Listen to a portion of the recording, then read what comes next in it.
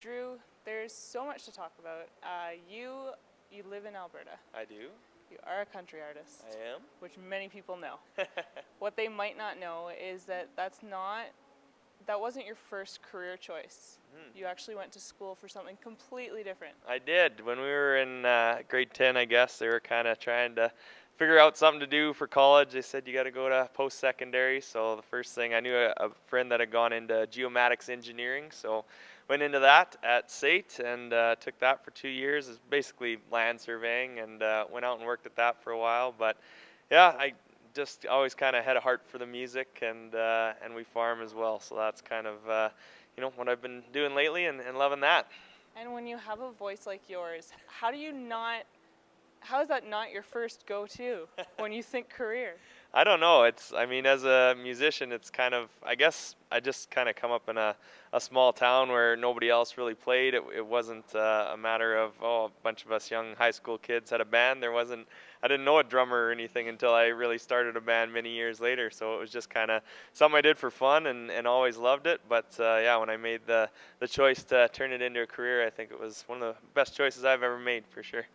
And to explain just how fun you were doing this for, you actually started out just by making a Christmas CD for your mom. Yeah, it wasn't Christmas music. It was a CD. My sister worked in a music studio, and was able to get in there and record a few songs. And we said, yeah, this will be fun. We both worked on it, and it's just me and my sister as siblings, and something we could give to mom for Christmas. And then people kind of caught word that I'd gotten this CD going, and yeah, everybody wanted one, and it kind of all started from there.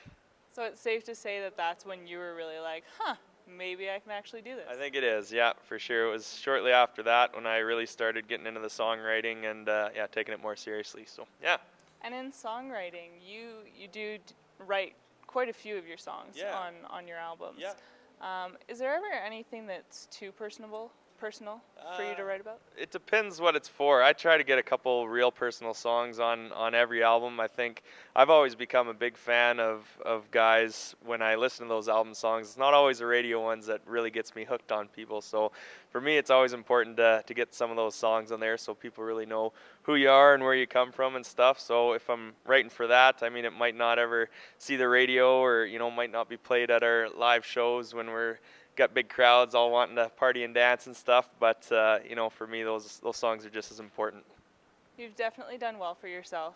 You've been nominated as well as won awards at the ACMAs. Yeah, well, we've done pretty good the last few years, getting in the top 5 of the ACMA nominations for Male Artist of the Year and Fans Choice and stuff. So just to get recognized, I mean, Alberta's such a growing country music industry, and some amazing talent and everything here too. So just to get recognized among the top of them is quite an honor, for sure. That being said, working in Alberta as a country artist, it's huge. But you also spend a lot of time in Nashville. I do, and there's a great Canadian community I find down in Nashville too. It's a lot of Alberta artists are down there full time, living there and stuff too. So it's cool to meet up with them. But everybody that's here too, I mean, love staying connected. Get a lot of real good friends. Some of my best friends are in music now, kind of thing. Whereas I wouldn't have all those friends if I hadn't gotten into this. So it's great to know all those people, and great to kind of split my time between Alberta and Nashville, for sure.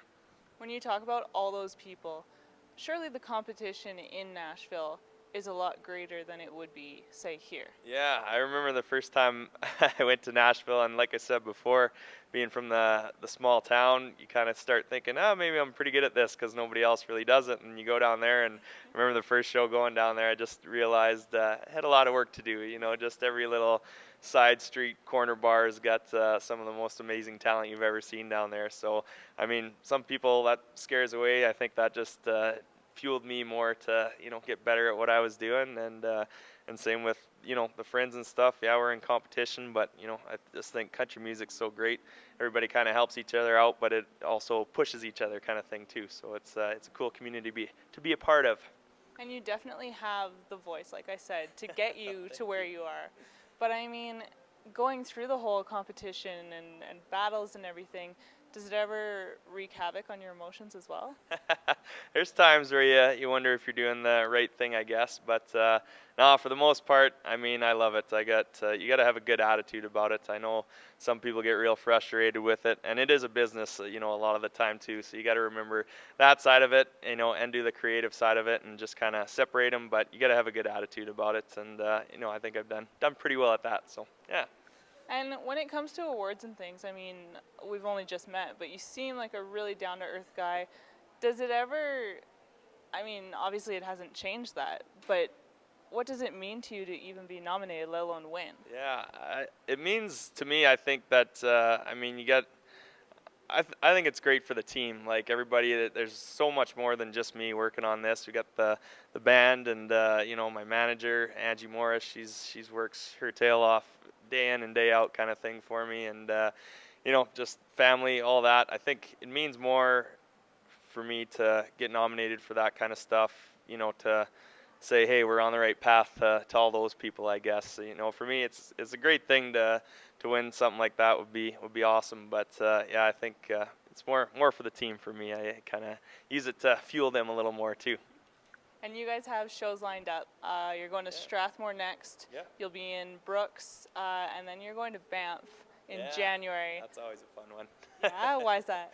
It's just Wild Bills and Banff. We always have a good time there. I think everybody goes to Banff just to have a good time. Everybody's on vacation that's out there, it seems. So it's always fun. But yeah, we're starting to book up pretty good for the next year. I think it's going to be a busy one. Summer's always crazy for us, but this winter's actually looking pretty busy too. So it should be fun.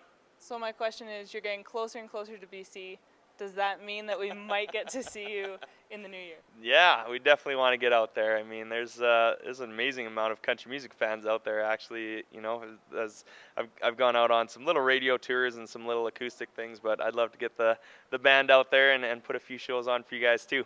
I hope you do. I have one more question that I try to ask each of my guests. It's actually about your socks. I believe that socks tell a lot about a person. Oh boy. And I'd like to know if you will show me your socks. I can show you my socks. They're pretty standard gray, I imagine. Yep. And they both match. That's about all I got. They do match. I probably gotta prove it to you too here. I trust you. There we go. Oh, she's got the camera. The red line and everything. We got them matching today. That's I'll give my wife that. She probably put them together for me. So. That's awesome. Thank you so much for your time. Hey, thank you for having me. I really appreciate it. Right on.